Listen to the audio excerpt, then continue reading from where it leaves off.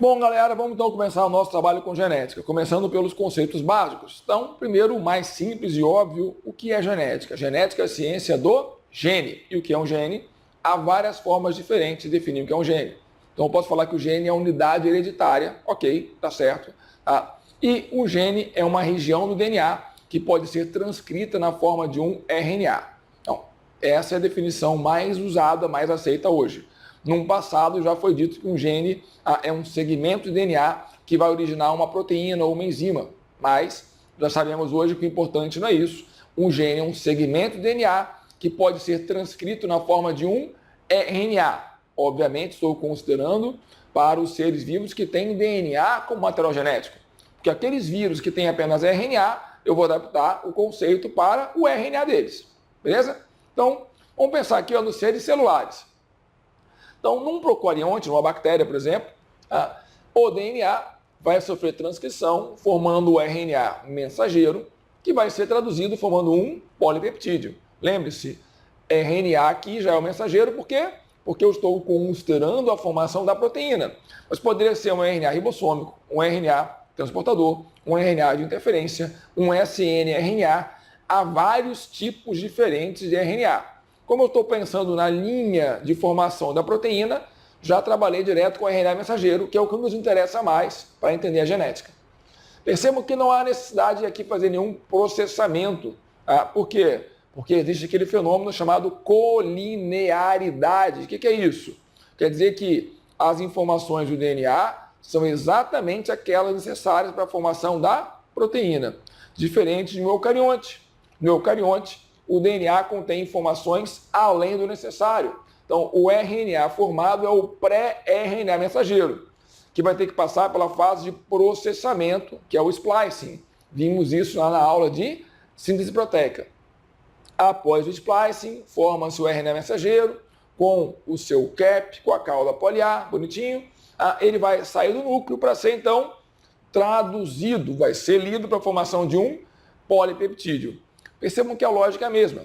Eu tenho DNA, formo RNA, vou formar então um polipeptídeo, certo? Então, detalhando, está aqui, ó. Eu tenho então o DNA, vários genes.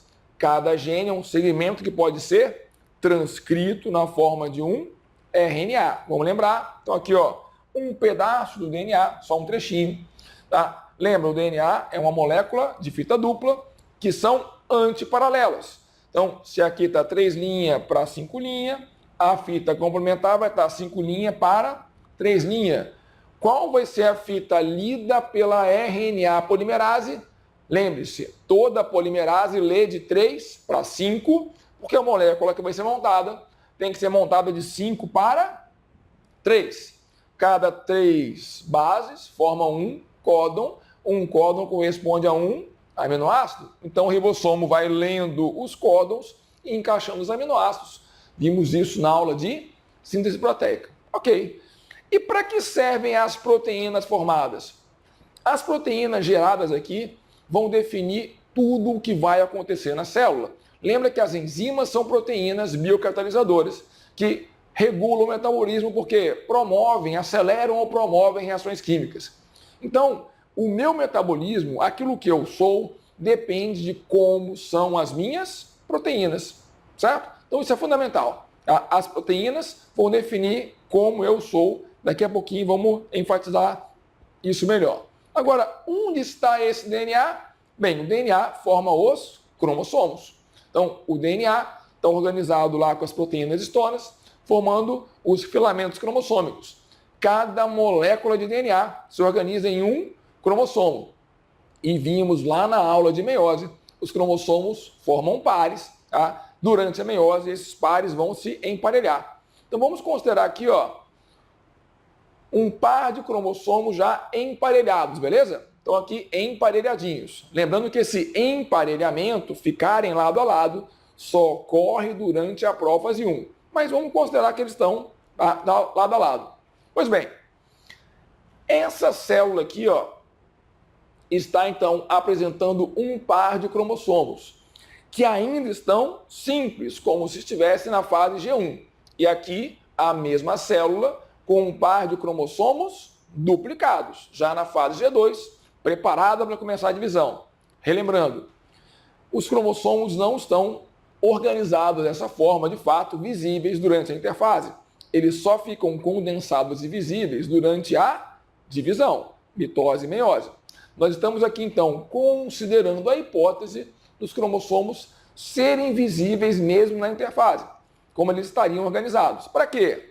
Para entender a questão do pareamento e o que isso implica, em que isso implica. Toda célula que apresenta pares de cromossomos, que eu chamo de homólogos. Então, o que são cromossomos homólogos? São os cromossomos que formam pares. Toda célula que possui pares homólogos é uma célula diploide. Então, o que é uma célula diploide? Simples. É a célula que possui pares de cromossomos homólogos. Então, este cromossomo vermelho é homólogo deste cromossomo azul. Então, este cromossomo vermelho, por exemplo, veio da minha mãe e este cromossomo azul veio do meu pai. Então, os cromossomos homólogos vieram do pai e da mãe e formam pares. Agora, o que eles possuem em comum para formarem pares? Bem, vão ter o mesmo tamanho, ok? Mesma posição do centrômero, são equivalentes, tá? E vão possuir os mesmos genes. Os mesmos genes. Então, esses cromossomos são homólogos, mesmo tamanho, mesma posição do centrômero e os mesmos genes. Ok? Vamos falar mais sobre os genes daqui a pouquinho. Bem, então qual é a diferença entre essa célula, que é diploide, 2N, lembrando, 2N é a representação que eu uso de uma célula diploide. Então, 2N significa diploide. Essa também é uma célula diploide, também é 2N. Qual é a diferença? É que a de cima tem cromossomos simples, a de baixo tem cromossomos duplicados. Mas aqui existem 2 cromossomos e aqui também existem 2 cromossomos. A meiose é uma divisão reducional. A meiose 1 se caracteriza pela separação dos pares de cromossomos homólogos, de modo que ao final da meiose 1 eu vou ter então 2 células haploides. Então aqui eu já tenho 2 células haploides, só que os cromossomos ainda estão duplicados. Então por que são haploides? Porque diploide e haploide não tem nenhuma relação com o cromossomo estar simples ou duplicado. Diploide é a célula que possui pares homólogos. Cromossomo simples ou duplicado não importa. Diploide é a célula que possui pares homólogos, certo? Aqui não existem pares na mesma célula. Os pares foram separados. Então, para concluir a meiose 2 acontece. Na meiose 2, os cromossomos, ou melhor, as cromátides irmãs vão se dividir e vão se separar. Então, eu vou ter em cada célula um cromossomo simples, ou seja, metade do que havia na célula que iniciou o processo. Então, célula diploide, cromossomos homólogos, pares homólogos. Célula haploide, apenas um cromossomo de cada par homólogo.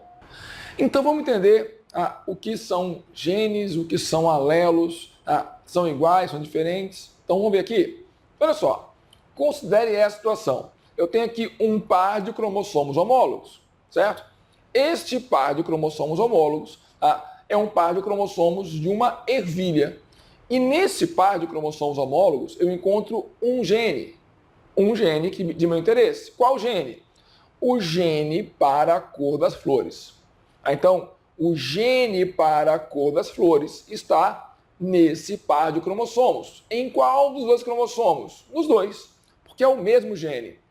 E onde está esse gene? Esse gene ocupa uma posição específica, chamada locus gênico. Então, esse gene ocupa uma posição específica chamada locus gênico. Locus é o local do gene, a posição do gene no cromossomo.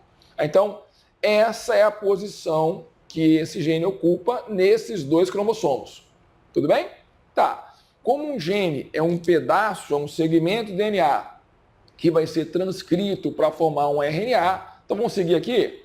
Então, esse segmento tem essa sequência, vai ocorrer a transcrição, vai ocorrer a tradução e essa enzima vai ser gerada.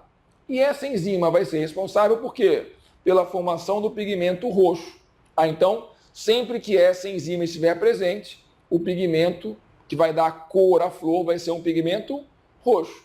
Simples assim. Então, existe essa sequência de bases.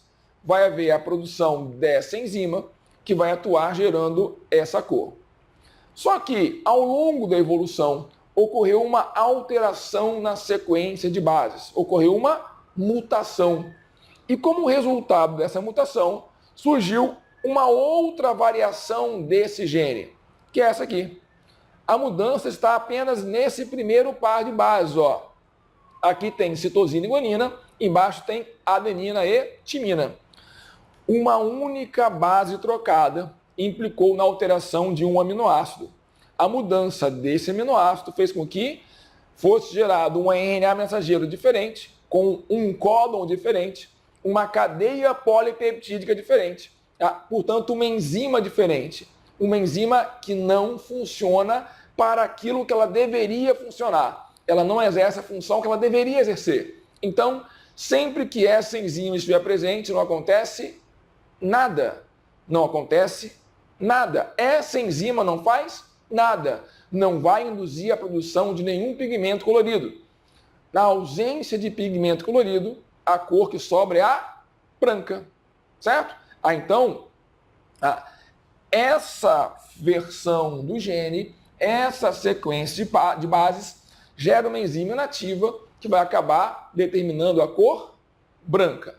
Certo? A pergunta é, essa sequência e essa sequência são genes diferentes ou são um único gene? E a resposta é simples.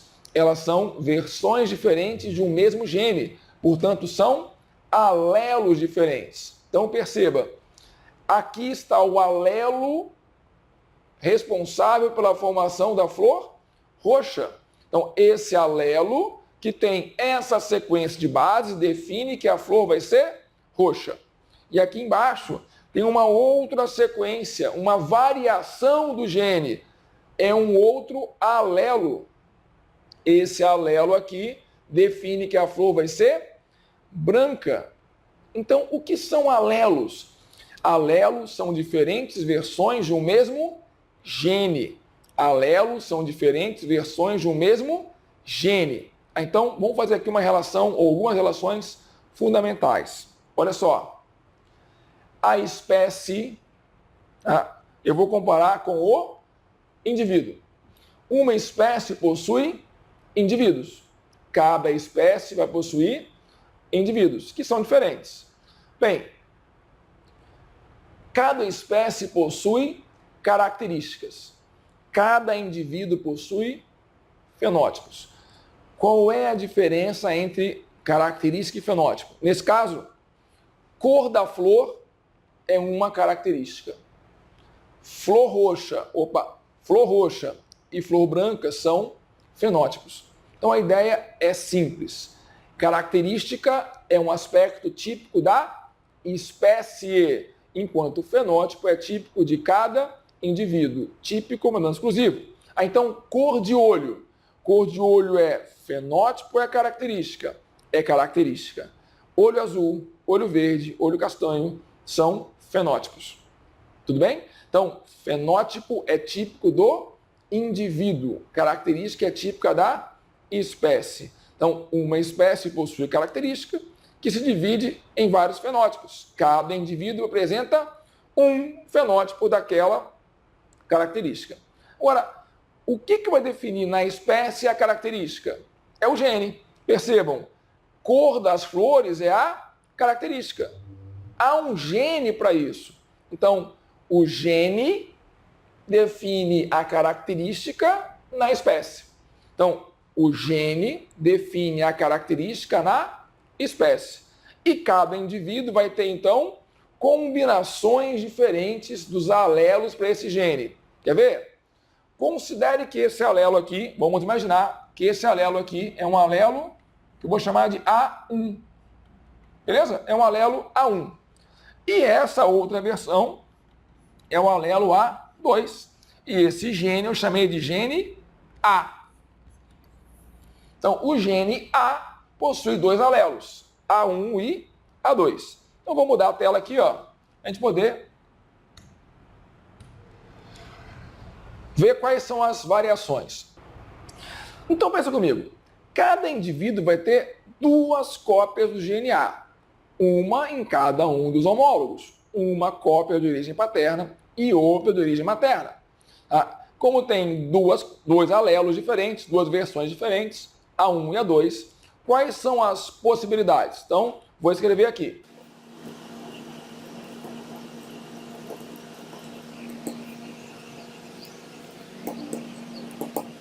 Então, olha só. O indivíduo pode ter uma cópia do alelo A1 em um cromossomo e outra cópia do A1 no outro cromossomo. Ou pode ser A1, A2 ou A2, A2. Bem, vamos lembrar? A1 é aquele que eu falei que produz pigmento roxo. Então, se ele só tem o alelo que produz roxo, qual vai ser a cor que ele vai manifestar? Aqui, então, vai aparecer uma flor roxa. Muito bem. O A2, só tem alelos para a flor branca. Isso quer dizer o seguinte, esse indivíduo só vai ter, então, possibilidade de ter flor branca. Então, aqui a flor é branca. Ótimo. A questão está nesse indivíduo, o A2.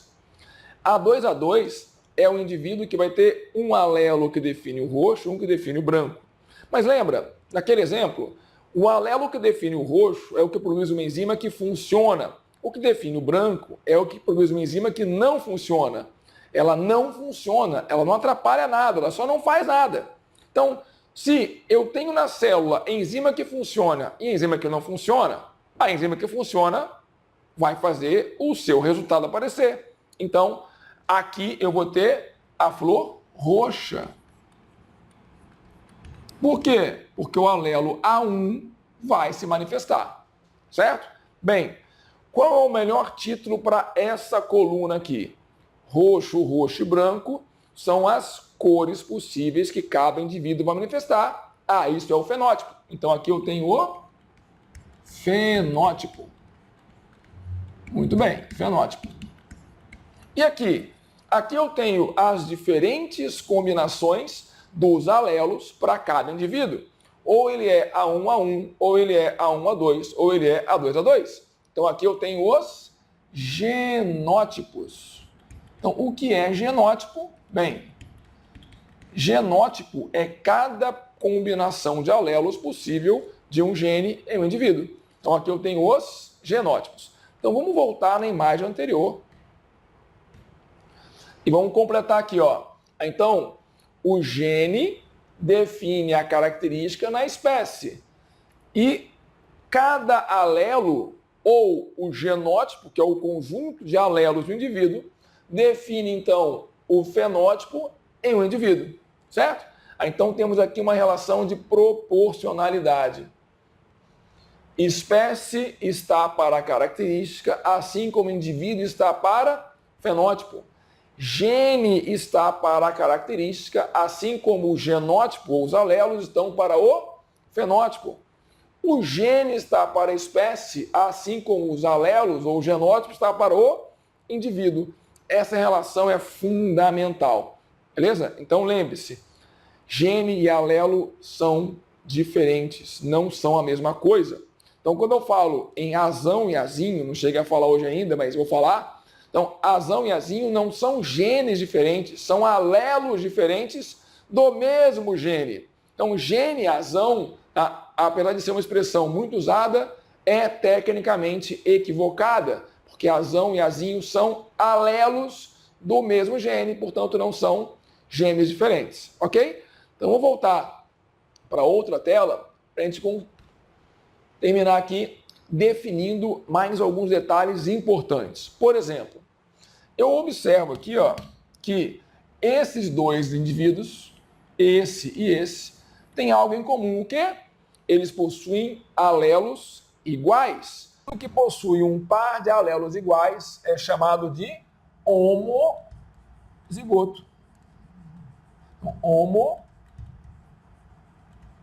Homozigoto. Certo?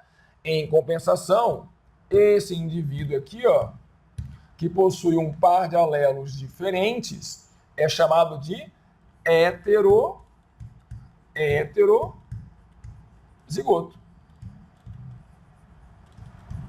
Certo? Então, homozigoto é quem tem um par de alelos iguais, heterozigoto é quem tem um par de alelos diferentes. Beleza? Na linguagem de Mendel, homozigoto era puro, heterozigoto era híbrido. Então, você vai ver em várias questões. Um indivíduo puro, um indivíduo híbrido. Puro é o quê? Homozigoto. Híbrido é o quê? Heterozigoto. Beleza? Então, para terminar, pessoal, vamos para os dois conceitos mais importantes aqui dessa aula. O que é um alelo dominante e o que é um alelo recessivo? Bem, alelo dominante é o único alelo que se manifesta em um indivíduo heterozigoto. Vou repetir. Alelo dominante é o único alelo que se manifesta em um indivíduo heterozigoto. Esse conceito, essa definição é fundamental. Anota, decora. Alelo dominante é o único alelo que se manifesta em um indivíduo heterozigoto. Esse não está escrito em lugar nenhum. Eu quero que você anote. Quando você escrever, você vai lembrar isso melhor. Pela última vez, alelo dominante é o único alelo que se manifesta em um indivíduo heterozigoto. Vamos ver? Olha aqui, ó. Esse é o indivíduo heterozigoto. Bem, quando o indivíduo é homozigoto A1, o fenótipo é roxo, flor roxa. Quando ele é homozigoto A2, o fenótipo é flor branca. No heterozigoto, os dois alelos apareceram, mas o fenótipo foi idêntico ao indivíduo homozigoto A1. Portanto, no heterozigoto, o único alelo que se manifestou foi o alelo A1. Então, ele é dominante. E o que é um alelo recessivo? Recessivo é o alelo que se manifesta apenas em um indivíduo homozigoto ou apenas em homozigose. Então, alelo recessivo é o alelo que se manifesta apenas, somente em caso de homozigose, em indivíduos homozigotos. É o caso aqui, ó. A2, homozigoto, gerou o fenótipo branco. No heterozigoto, o alelo A2 está presente, porém ele não se manifesta. Então, eu só percebo a manifestação do alelo A2 quando ele está em homozigose. Por isso eu digo que ele é recessivo. Então, esse indivíduo é homozigoto, esse também. Mas o de cima eu vou chamar de homozigoto dominante, porque o alelo A1 é dominante. E esse de baixo eu vou chamar de homozigoto recessivo, porque o alelo A2 é o recessivo. Beleza? Pessoal, então, esses são conceitos fundamentais. Você tem que lembrar de todos eles. Todos são importantes. Tá? Numa próxima aula, então, a gente começa a falar já da primeira lei de Mendel, beleza? Um abraço, até a próxima.